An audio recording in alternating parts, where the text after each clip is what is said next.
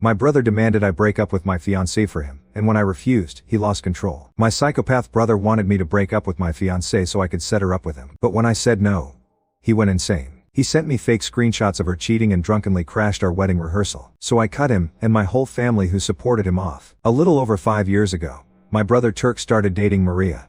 And 3 months in, they set me up with her best friend Jen. A few months into Jen and I dating, I walked in on her and Turk doing it in my bed. I immediately called Maria and we confronted Jen and Turk. They dumped us and 2 days later they started dating each other. Throughout the next little while, Maria and I started talking. And 4 months later, we officially started dating. 6 months after that, Turk found out Jen was cheating on him, and so he started begging Maria for another chance. He showed up to her house unannounced, and I cut contact with him after he tried breaking into her house while she was home alone. Fast forward to now, Maria and I are getting married. My parents were invited, but recently my mom called me and pressured me to invite Turk.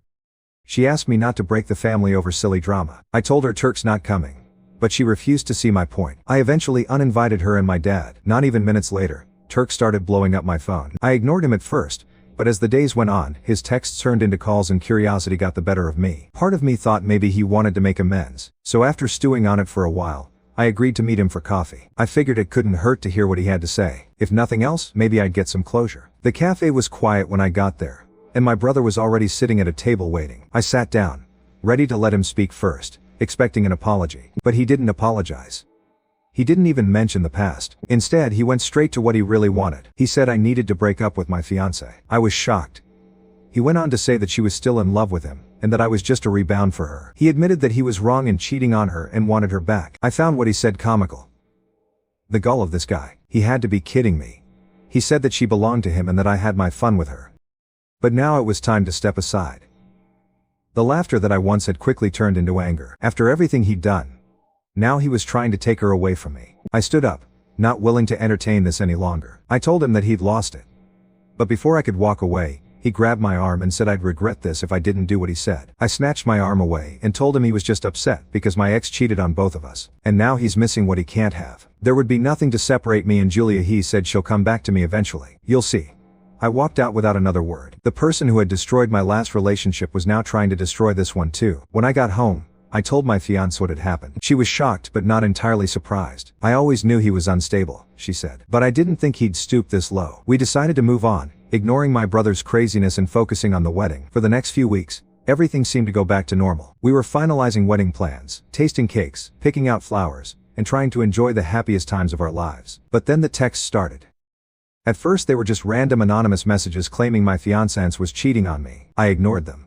It was easy to write off as some troll or prankster, but then they became more specific. Screenshots of fake conversations were sent to me, showing her supposedly flirting with other men. The messages were so obviously doctored, but it still rattled Julia. She didn't like the idea of someone out there trying to sabotage our relationship. It didn't take me long to suspect who was behind it. I confronted my brother and told him I knew that he was the one sending the texts. He of course denied everything, acting like he had no idea what I was talking about. I didn't believe him, but without proof, what could I do? The texts started coming late at night, sometimes after midnight, and they became more frequent. By the third night, it was getting harder to ignore. Then, the calls started. At first they'd hang up the moment we answered. But one night, around 1 a.m. I picked up and this time, the person didn't hang up. "You're going to regret marrying her," a voice whispered to me. It was low and hard to recognize. They said that Julia would ruin my life, and I'd be sorry. I hung up, feeling sick. My fiancée was sitting up in bed, her face pale. She knew that it was my brother by the look on my face. The calls kept coming every night. That's when we'd had enough. We took everything, the texts and the call logs, to the police, hoping they could help. But after an hour of explaining, the officer shook his head. He said without more evidence, "There's not much we can do," and offered that we could try changing our numbers and blocking them. But they can't track anonymous numbers easily. This is harassment, but it's not enough for them to take action yet. So, that night, we changed our numbers. For a few days, things were quiet. I thought maybe we were finally free from it. But then a week later, new anonymous accounts started messaging us on social media. The first anonymous message appeared on Instagram. Its tone was familiar, accusing and venomous, similar to the texts we had been receiving. At first we tried to ignore it. But when my fiancé started receiving them too, each new message set us more on edge. We blocked the accounts, hoping that would put an end to it. But within hours, new ones would spring up, each more aggressive than the last. The messages followed the same pattern: accusations of betrayal, warnings about our relationship, and threats that we couldn't quite trace to anyone specifically, but were impossible to ignore. It was exhausting, both physically and emotionally. My fiancé's anxiety grew, and I could see the toll it was taking on her. Neither of us could escape it. The constant notifications, the chilling anonymous threats, the feeling of being watched, it was suffocating. We tried to carry on with wedding planning, but it was hard to focus. We realized we couldn't keep living like this. The decision was made to deactivate our social media accounts entirely. We needed to focus on our relationship and the wedding without the constant bombardment of threats. Once our accounts were deactivated, the silence was immediate. Without the flood of notifications, we felt a calm we hadn't experienced in weeks. The quiet allowed us to reconnect, to focus on what really mattered. We spent the next few days immersed in wedding plans, appreciating the simplicity of being unplugged. The absence of social media was freeing. The messages had stopped, but the people behind them, my family, hadn't. As the wedding day approached, I knew their pranks weren't over. Just days before the wedding, something far worse happened. My fiancée had spent months picking out the perfect dress. It was everything she'd ever dreamed of. But one evening we came home to find the dress completely destroyed. Someone had broken into our house and poured black ink all over it. The fabric was beyond repair. My fiancée was heartbroken, and I was livid. I checked the security footage from our front door, and there, in the dead of night, was a figure sneaking away. It was hard to make out clearly, but the person looked an awful lot like my mother. I didn't want to believe it, but deep down, I knew it was her. My mom had never approved of the wedding, but this was a new low. I confronted my parents the next day and showed them the footage. They both denied any involvement and acted offended that I'd even suggest such a thing. I knew better. I knew my family, and they were capable of anything to get their way. At that point I realized my parents were just as toxic as my brother. They weren't just passively enabling him. They were actively trying to ruin my life.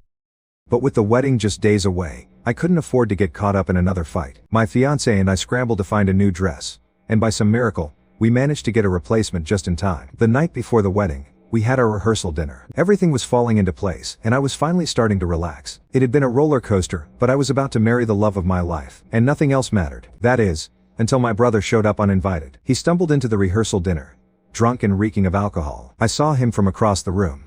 He slurred his words, and his eyes were bloodshot. Before I could stop him, he started shouting across the room. "She's a gold digger," he yelled, and pointed a shaky finger at my fiancée. The whole room went silent.